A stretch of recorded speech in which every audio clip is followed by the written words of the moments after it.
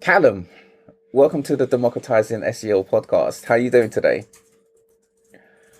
I'm good, thank you. Thanks for having me on. Oh, thank you. Thank you so much for being here. I came across you on LinkedIn and I thought you'd be the perfect person to speak with around a topic I have in mind. So the topic for this episode is traits of e-commerce SEOs leaders. I want to get into e-commerce winners, some of the traits that you notice within those that win at search, the brands that struggle with winning within SEO, and some of the traits of the winners, as well as the learnings that we can gather from them. As I like to do with all my SEO guests, however, I like to start with a brief background with the guest. I like to ask all my SEO guests how they got into SEO. So, with that said, how did you become an SEO professional? Um, well, it's probably not that untypical, but atypical. I started off doing an apprenticeship at like an SEO agency. It was technically an IT apprenticeship. It's about 12 or 13 years ago now. So they didn't.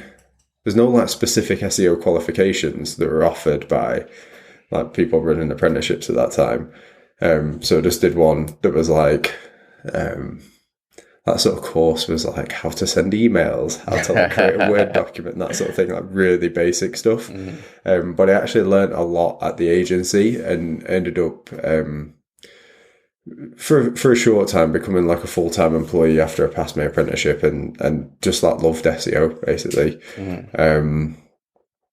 Throughout the years I've sort of moved around to like different agencies. I've been in B2B for a little bit, like B2B full service agency. Started dabbling with like Facebook ads, Google ads, that sort of thing. Decided that I really didn't like it. And then slowly made my way back over to like full on SEO agency life.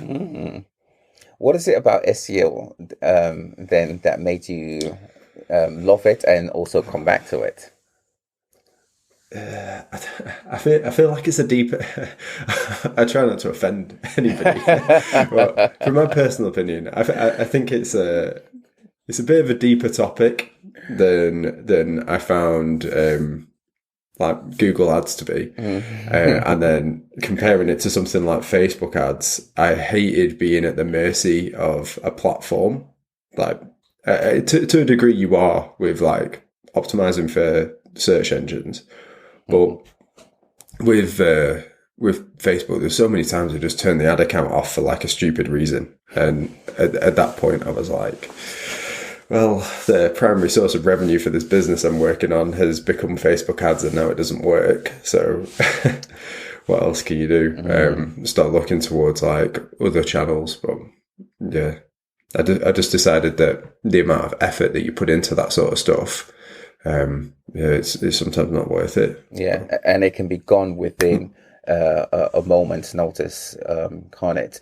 I've had a similar experience with an ex-client I once had, and they had an issue with Facebook as well, in that they spend so much. They put their all into it, but then they can change their algorithm, and just like that, it's pretty much shop closed for them. They have to rely on other channels. Whereas SEO, what you do compounds in time. Definitely slower, but it compounds, and it's far more longer lasting than other channels, and more creative as well. Yeah, maybe that's an element of it as well, to be honest. I spent a bit of time doing graphic design just to sort of explore the creative side of my personality. I really like that. Like it was good. It wasn't for me in a career, because I used to just do like creative stuff in my own time, and then I thought I'd make a job out of it, and then I hated being told how to design stuff. So yeah, It sort of limits the creativity in a certain way, doesn't it? It's like the business comes first in those sort of yeah, fields. yeah. Yeah, I can't deal with brand guidelines. So with SEO, do you focus on a specific pillar, or do you focus more on all round SEO?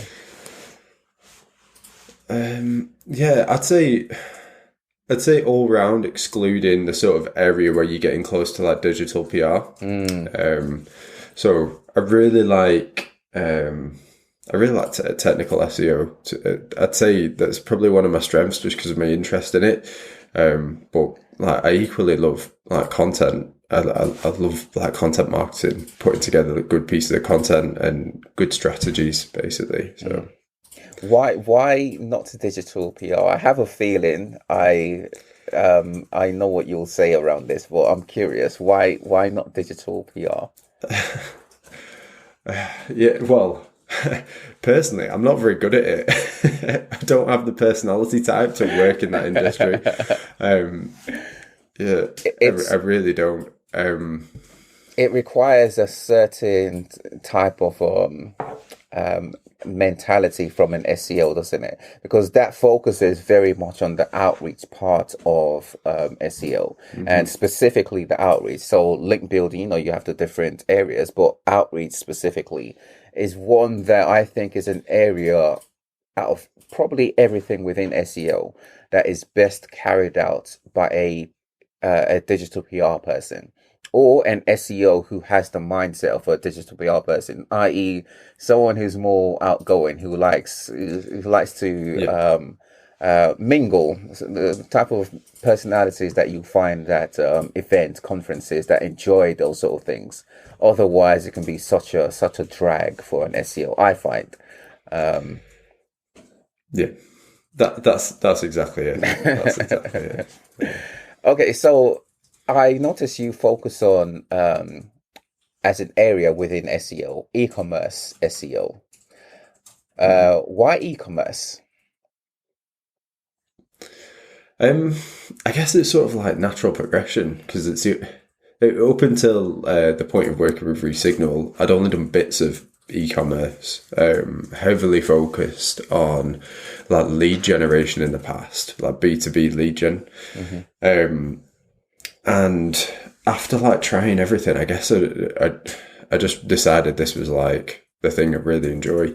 You can see like I know you can with lead gen to a degree, but you can really see like the results of the work that you do. Yeah. You've got like that definitive revenue KPI that at the end of the day, if it doesn't change, you're probably not doing the right thing. Mm. Um, and you can always track everything. Well, I say always, depends how good your tracking is, but you can attribute like your changes to the revenue in Mm. some cases.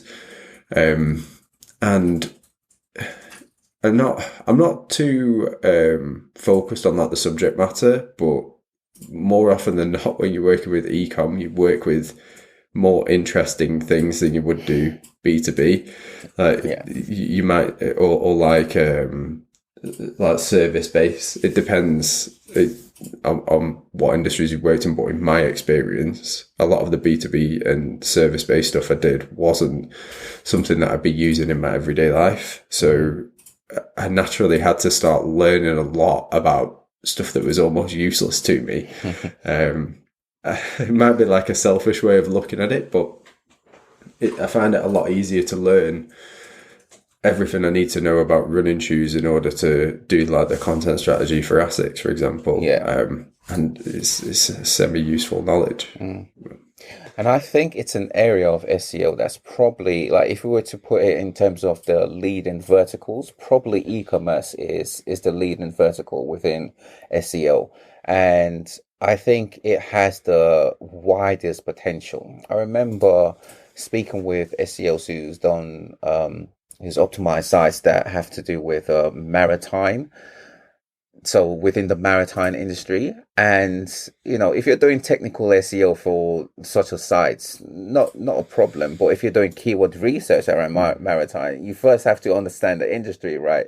So there's that added bit of additional work to first understand not just the business but also the industry.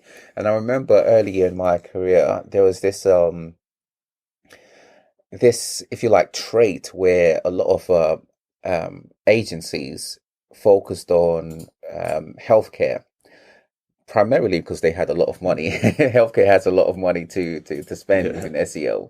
But the downside to that is a lot of SEOs were very unhappy because they were doing keyword research for stuff they didn't necessarily want to be focusing on. Like, an SEO, someone who's in the early to mid 20s doesn't want to necessarily be doing keyword research around heart attack, pulmonary fibrosis, stuff that you ordinarily wouldn't want to research at all. But as part of a job, then it becomes work rather than fun, right? Whereas e-commerce, I imagine, is always, it's got that element of fun always instilled within it. Yeah, for sure.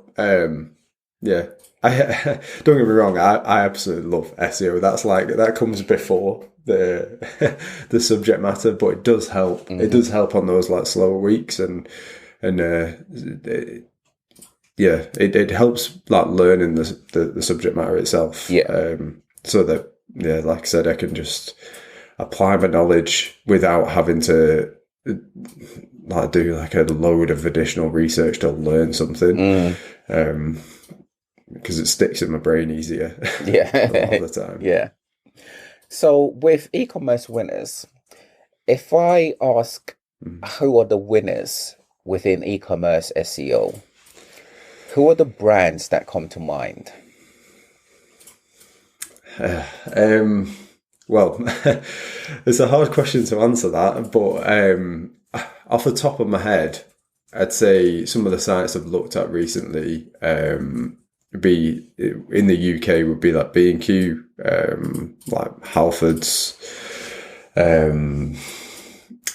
I guess Argos to a degree, and John Lewis also to a degree. Argos probably a little bit more.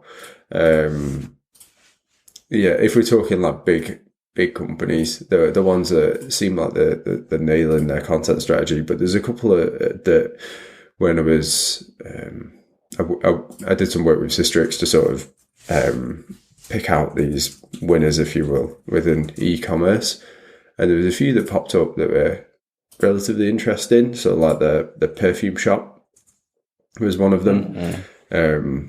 They have a rather high percentage of their pages will have page one positions. I can't quote the figure off the top of my head, but it's probably close to like 50% of their rankings are on like page one for like a certain set of pages. And I'd say that's winning, really, isn't it? Like if you want to start talking about like whether or not you're winning versus your competitors, it's like how many of those positions within your search marketplace do you hold the first place for, or top three? Because obviously for outright visibility, it's got to be something like Argos, B&Q, because the volume's insane. Yeah, and these brands doing a good job. These brands are, with Argos, for example, I know they have SEO and have had SEO as an active channel for a number of years now.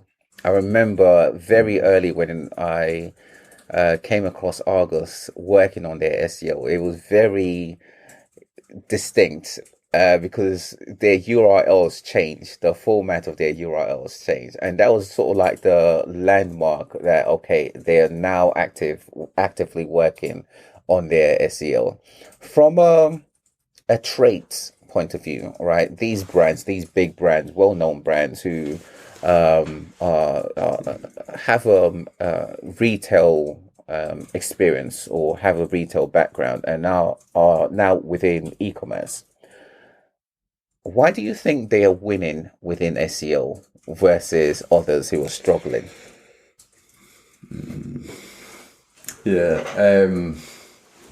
Well, part of it actually comes back to what we talked about digital PR. So there's a bit there, like they're getting the backlinks and just the domain authority in general on that brand recognition. But if you were to remove that away, that's not saying that, say, Argos specifically don't have good SEO. The way the way that pages are formatted for each like content type, for example. So if you're searching for something like product related, and you're expecting to see a list of products to browse, invariably Argos will have a landing page that matches that search intent, and more often than not, across like a stupid amount of categories and facets, and they've basically covered every angle that you could possibly search for. So throughout that user journey of searching for, say, narrowing down your product search, if Argos have something like a product that you will end up buying, you can guarantee they've got a landing page for every part of that user journey. And yeah, and something else I noticed while looking at this is there's a certain thing with like retailers, specifically people that sell products within that space. They don't really do informational content or cover like informational SERPs, not in any way. But two that I mentioned there, so B&Q and Argos both do this really well. They will have like informational content that leads you onto their products. Like Argos specifically, say if you're, I think off the top of my head, like something like 4K TVs has like a landing page that's like informational. It explains like what 4K is.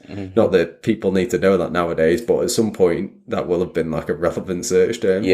And they're searching for what is 4K. I think Argos probably have like a featured snippet or a first page position for that. Don't quote me on it. Do your own research, but you can search it after and find out. But they certainly do have like informational search positions for like products basically, and then you can start narrowing that down in the user journey. And it's the same with B&Q. If you search like how to replaster a wall, you're probably going to land on the B&Q website, but every other search result, maybe like Wix will be there, but there'll be 8 informational sort of like publisher websites in the SERPs as well. No other retailers, but there's probably like 10 other retailers selling like the tools to replaster a wall. It seems to me that these brands, they get SEO, right? It's something that they've been actively managing for a number of years now, and they realize it's not just SEO, as in an SEO that needs to be aware of SEO, but other departments as well. Do you sometimes sort of like envision what it's like client side, at brand side, when you send across a strategy or recommendation, right? Do you sometimes imagine what the stakeholder client side then have to go through in order to have those recommendations implemented? Yeah, well, to be honest, obviously working agency side, we have to deal with this conversation a lot. It depends on the team setup there as well. Like, I think that is actually a trait in itself of these people these companies that are successful in SEO. If you have the trust in the SEO team, and the SEO team have a definitive way of proving worth of implementing something like this. Say they want to build a new informational content hub. You don't have any information on your site and you want to get that content hub. Then doing the research and showcasing how that could turn into, say, traffic and subsequently revenue or visibility, whatever is the motivating factor for getting that in your dev pipeline or getting that into the content production team.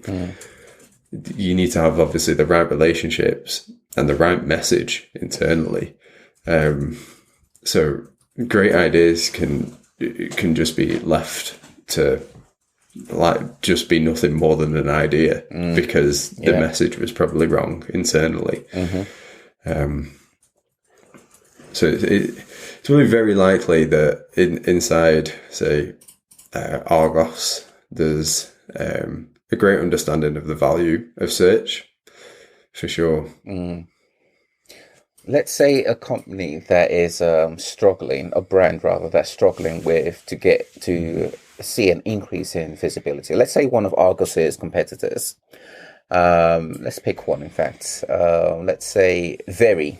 So Very, they sell TVs just like Argos, right?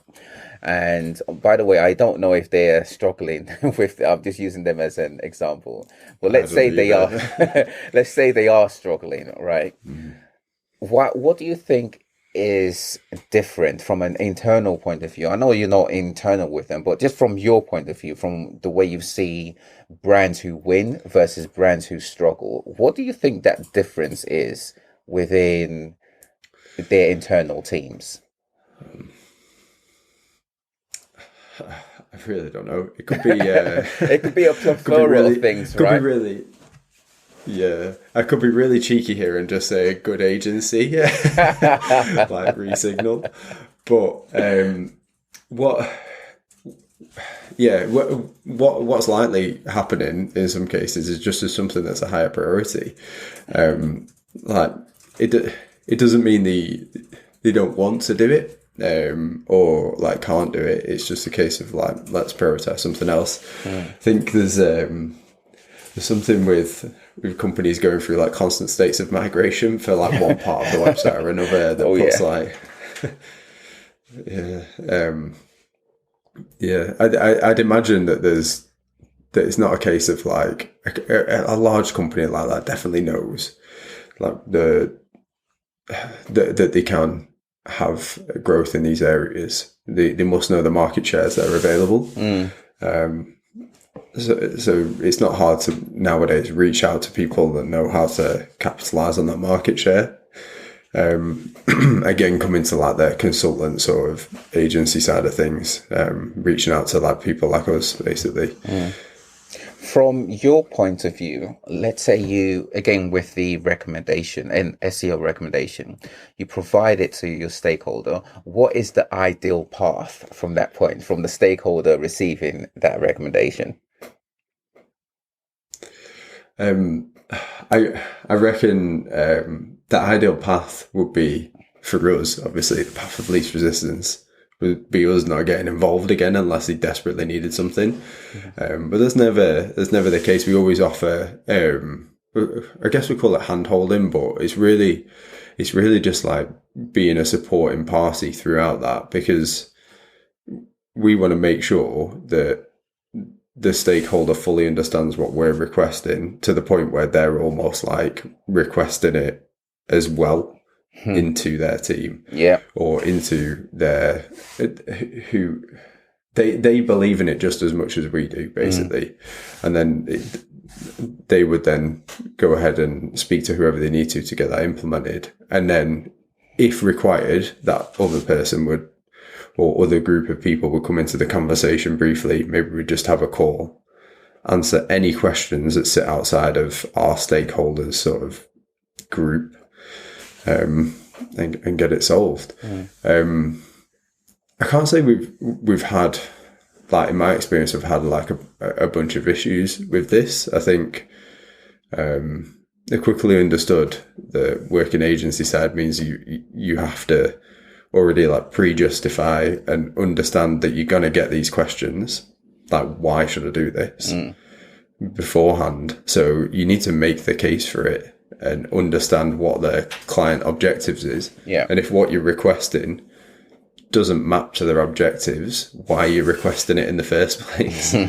So it's like you start with their KPIs and work back and like basically say, by doing this, you will get closer to your goal. It should be relatively straightforward. Should be. It's there's a whole leap of issues or unknown unknowns, as I like to say, that goes into the implementation, and specifically the implementation. So, I'll give you one as an example. Usually stakeholders, client side, are not necessarily 100% SEOs. So they might be digital marketers, generalists, for example, who are just made responsible for SEO. for a number of these brands, these big brands, then yes, they do have SEOs who are specifically within that channel, but their role is very much in battling for budget, for time, resources, and in all of that battle, there is very little time to spend preventing issues from occurring. So they only end up finding something is an issue after the fact. And by then, of course, it's already too late, right? The traffic is already dwindled, if not rankings alone. So there is this constant firefighting. And it isn't until several departments are aligned with SEO, not just from a higher business leader point of view, but from an operational point of view.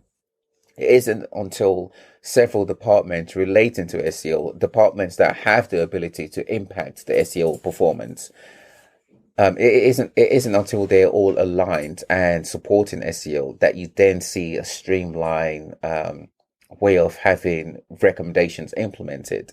And sites like, or brands like Argos, B&Q, they have to be at that point in order to win within the SERPs. It's not it's not just something that happened by accident. It's not just from brand recognition. It's a case of they've actively worked on their SEO, worked on invest in it in the first place, and also working on the operations of SEO. So looking at SEO as Eli, I forget his second name now, but the guy who wrote product-led SEO is looking at SEO more as a Eli product. Schwartz. Yeah, Eli Schwartz. I was going to say Eli Wallace for some reason. Who's an actor, but never mind. But yes, Eli Schwartz. Like he's dead on right with that. SEO has to be seen more than just a marketing channel that comes in right at the end. What's your take on the operations of SEO? Yeah, well, I completely agree with everything you've just said, to be honest. It's probably a similar sort of outlook, to be honest. Yeah, I don't really have anything else to add, unfortunately, on that. Let's say brands like B&Q and Argos again, and the brands that win at SEO. If you were to give an age of how old their SEO is, and I don't mean SEO as an industry. So SEO as an industry, you could say is 23 years old, depending on when you want to have it as a mark, as the start of the industry. But I mean, in terms of the age of SEO within those brands that win at SEO, how long do you think they've been doing SEO for, roughly? Just a wild guess. I'd imagine like at least 10 years. Like there must have been like to be in that position, and they've been online like quite a while. Some of these brands, maybe not all of them that we look at as like winners, but there'll have been some element. And as you say, where you're on about it reaching like operational like maturity with like a team of people that are all focused on that SEO best practice, achieving the same goal, but like as a part of the wider digital marketing group. Yeah, I'd imagine that at some point there's been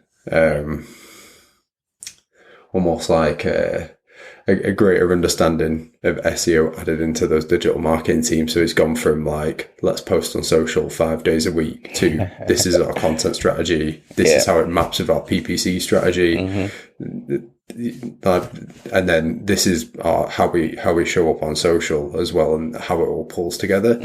I'd imagine they've been working towards something like that for a very long time. It's not something you could just run one workshop on and get right overnight.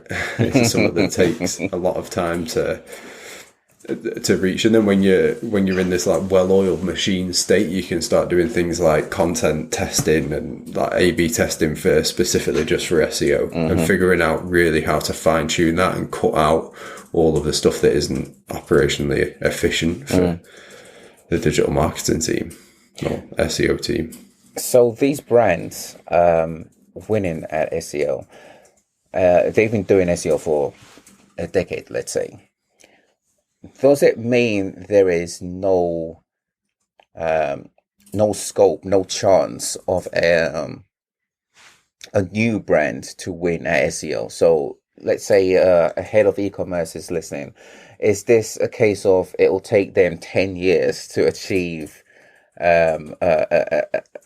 success within SEO, or can it be quicker? Yeah, well, I think if you actually took, in this case, like Eli Schwartz's example, just like going back to that book specifically, and forgetting about the whole I have to like dominate the SERP sort of thing for a moment, and taking your product, whatever it is you want to sell, and like marketing it in the best possible way.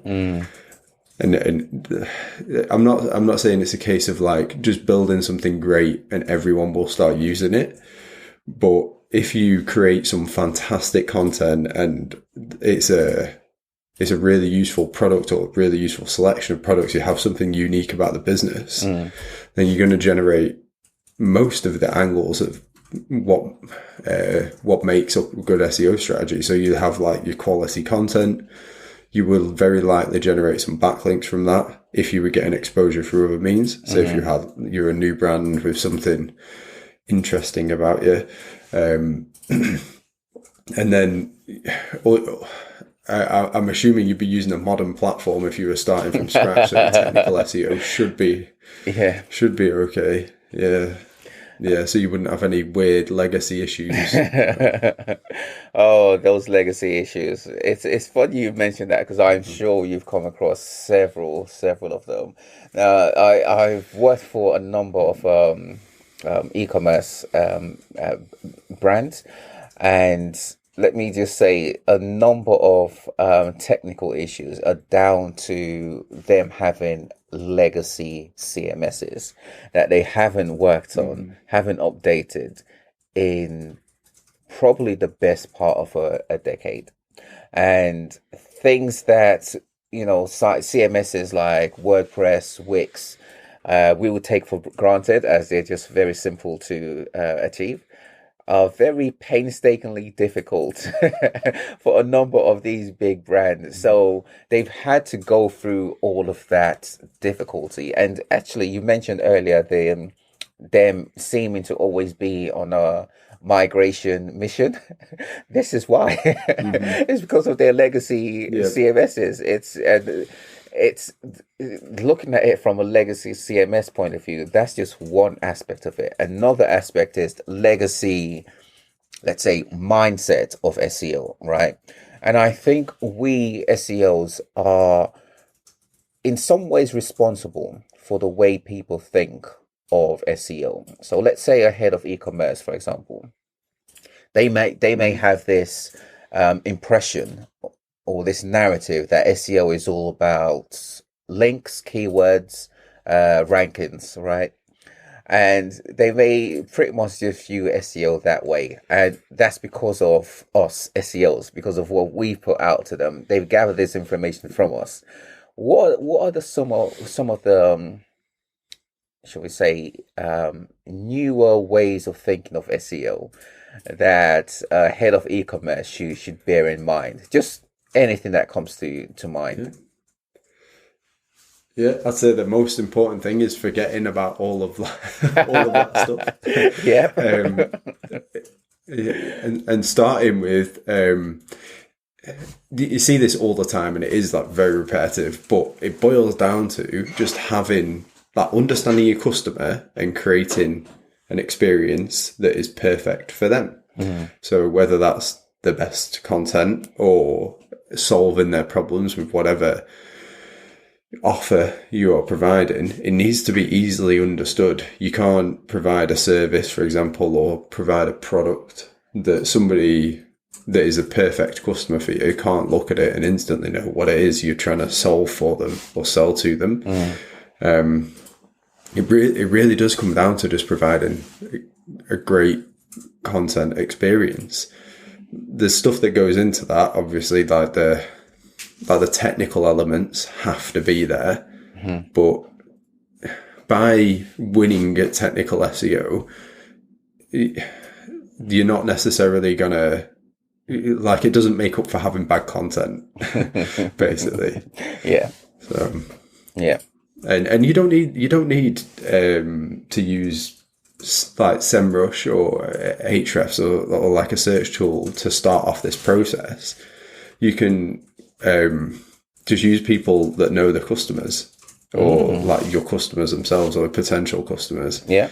Because search tools like that, if you go into it completely blind and you're just using like seed keywords and putting them in, you end up with the risk of coming up against like cognitive biases, like what you believe to be true that isn't actually true. Yeah.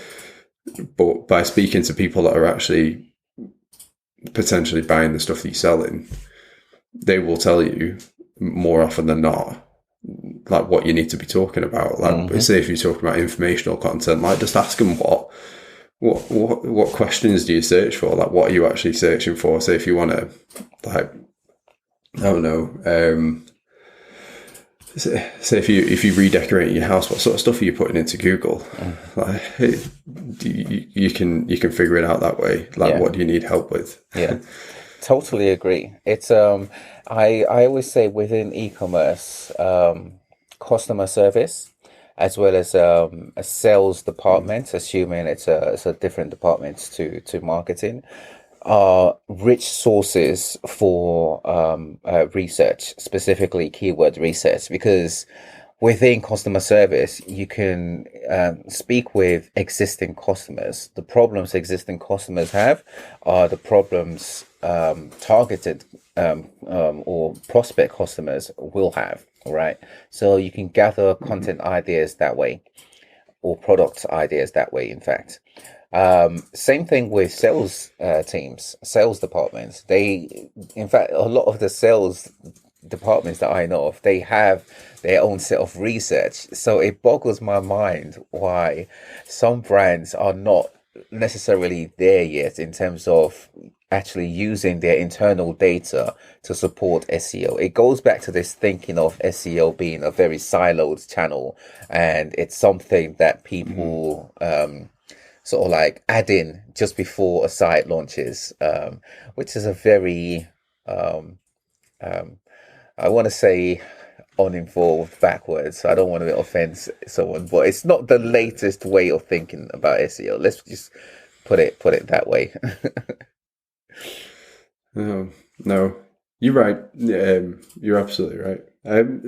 Having said that, recently, within the past year, we've been brought on to do to consult during a migration project for the whole, from like day one to the new site being built and going launch. I know we worked directly with like the web development agency and the client, and it was actually a very successful migration because everything was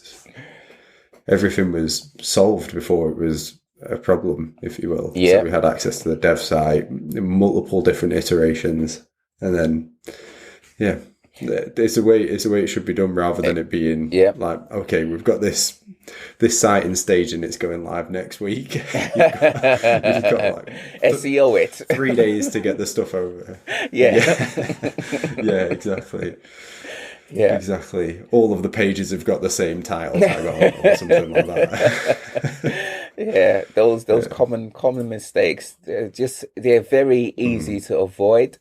As long as you have SEO. I mean, just a very quick tip, right, is to have SEO brought in from the very beginning, from briefing, like with the migration you just explained. When you have SEO brought in from the very beginning, of course, it's going to go smoothly, because all of the issues, they don't have to become issues. SEO will be able to spot and resolve them before they're public, before they're pushed live, and before they become an issue. In fact, I always think it's also the reverse with SEOs, in that we can have this habit of creating, let's say, a technical audit, right? And we have different teams involved after the fact, after we've created the technical audit. What do you think we should be doing to better work with the different departments? In this case, let's say the dev department. Yeah. As an agency, we've sort of sacked off this whole idea of a massive technical audit with a list of changes in. Thank God. Awesome. Yeah. It's not like the biggest revelation. I feel like there's. I think probably going back a few years now, I saw Austine Grimm talk about this. Like, it was a talk titled something like "Why Your SEO Audit Is Shit" or something like that. Like, it was right in your face. Like, this is it. So I was like, I've got to go see this. I went to watch it. It's like the one of the best talks I've seen. It stuck with me for a very long time. And he sort of went through this whole process of like, stop sending people Excel sheets that are just an export from Screaming Frog and like, or Site Wallborn. It was quite interesting, but we've sort of been moving towards, we'll do the audit and we'll keep all of that data. The client doesn't need to see it all. We make sure we understand everything about the site and from a technical perspective, and then we will highlight any critical issues. Those will go over in dev tickets ASAP. Yeah.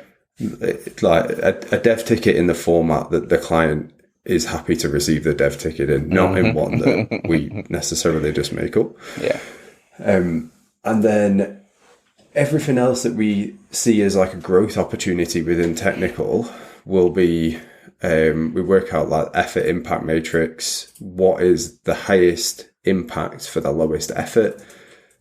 Sometimes we don't always get this right because we're not devs. So we can say, right, okay, this is like a 1-day job. And they come back like, no, that's a project in itself. But we effort impact matrix it, and then like create development tickets off the back of that. Not necessarily send them all through at once. We work with the client to understand which needs to go through. Whatever their process is, we just work with that. If I was in-house, I'd probably hold on to those within that department, because you know like what you're going to release when, and work with your development team to figure out like when the gaps are in the roadmap, when can they prioritize something, and understanding the roadmap itself. Like the development roadmap might have something way more high priority in it than just like say that SEO fixes, or like add in like structured data or something. Like there might be something more important.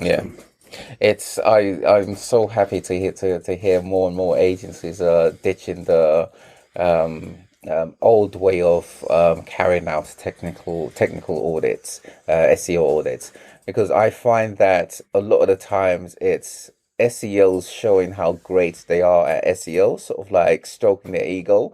Sending a 70-page audit is very overwhelming for clients. Considering, I mean, just for a moment, right? Let's just say a stakeholder is an SEO who's working for the brand client side. They receive a 70-page technical audit. They then have to decipher all of that information to the different departments, tech departments, as well as, let's say, content managers. They have to send those information. They also have to have those two departments aligned with why they should give a damn in the first place, and then work with the heads of those departments to somehow fit in a request to have recommendations implemented. It's an extremely difficult battle. Let's say the stakeholder sends the 70-page documents to those two different departments. Those two different departments who do not necessarily care about SEO now have a 70-page documents that they have to digest and figure out when they do not give a damn about SEO. Of course, they're going to push back on SEO. Of course, they're not going to like the channel. Of course, they're going to be resistant. It's not the way to be working together, to be communicated. It's very, it's SEO. It comes across as SEO for the sake of SEO. Yeah, it's not the. That's not the way to go. No. It's not. I'm surprised it was it's probably still a thing in some places, but it's still on unfortunately, and it's a shame. And also within the community, SEO community, you see a lot of posts around it, and it's just so overwhelming. I put it alongside posts that talk about SEO being dead, sort of rhetoric, and it's just so. It's ego boosting for the people that write it or create it, but it's not very commercial in my opinion. Now, tell me about the agency you currently work at, eSignal. So we're basically a SEO agency for e-commerce businesses. That's what we're focused in. We do have clients that sit outside of e-commerce, like a couple, but we're sort of more focused on like retail now. I've worked there for coming up 2 years now. Sort of worked in a variety of positions. The founder, CEO, Kevin Gibbons, he's I think some people, like probably people that'll listen to this will very much likely know who he is. I think he's sort of like talked quite a bit in the industry, and done a few talks actually similar to what I recently spoke about at our first event. So we ran our first e-commerce event, eCommerce SEO event on Friday in London last week. Did you know about that? Or have you seen anything on social? Or have we just not? Right. So we've done an all right job at promoting it. So that was actually our first event that we've run. It was targeted for people that are in e-commerce, basically, to provide sort of like a conference that's specifically focused around like e-commerce SEO or e-commerce retail marketing to some degree. Some really fantastic talks there as well. It was a great day, even for me when I was like technically working. It was good to like sit down and see like a few of the talks and catch up with some other SEOs as well, and just like speak to people. So I don't really go to that many events, but that was our first one. Hopefully we'll be running one annually, but yet to be confirmed. Probably something the marketing manager doesn't want to hear, that we'll be running another one next year. I think we've been preparing for it for a very long time, but yeah. It's an excellent initiative, and I love the focus of it being for e-commerce SEO specifically. I'm finding that where SEO is now at a point where it's becoming very specific to different areas, and I think that's a beautiful thing, because e-commerce SEO is very different to lead generation, for example. Now, for a head of e-commerce who's, let's say, looking to hire an agency for their SEO, what are some of the things they should be considering? Whether or not they've got a good track record getting results in e-commerce would be probably like the first thing before you start going ahead and putting a lead in. I think it's worth actually just getting to know the team as well. So at least speaking to some people like having a casual conversation with people that work there, if that is at all possible without breaking any like NDAs or like going against the whole RFP. That seems to be like a thing, doesn't it? You put together the RFP, and it's got some really specific bullet points in that you have to adhere to as an agency. Going back, doesn't always let the agency like showcase everything they can do without sort of like breaking out of the RFP, out of the boundaries. But that seems to be the way to go. Put an RFP together, like take a look at like the most popular SEO agencies. A lot of these things are like referrals as well. So like, I think it doesn't seem that common that somebody will research and start working with a completely new agency that they've heard nothing of. It tends to be like either marketing or a referral from somebody else, or an agency you used when you were at a previous in-house job, or somebody maybe where you used to work, which is possibly a little bit dodgy. But I think it just, if you were looking for an agency, it's just do your research, make sure they can achieve the results. I probably question stuff that's in that pitch deck or like the proposal deck that comes through. If there's results in there, like feel free to just ask, how do you get those results? If there's like KPIs, how are you confident you can hit those KPIs? Did you actually do the research that meant that you knew you could deliver a 20% uplift in revenue from organic sources? Or did you just see that in our RFP and say, yes, we can hit that 20%? Like, do you know where it's coming from? And let's say they've hired an agency. What are some of the things that they can do from an internal point of view to support SEO? Not just support the agency, but also the SEO team, person or department within the brand as well. Yeah, I think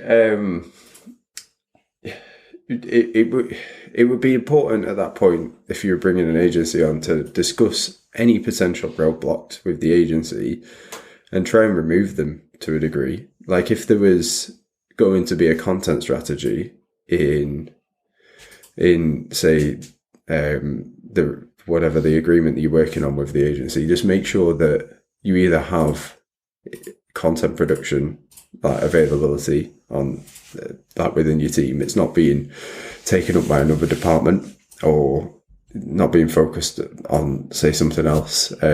Say it's not just like marketing content, that you have that like content production available, or in some cases it's just a case of like getting access to the platforms, getting stuff live.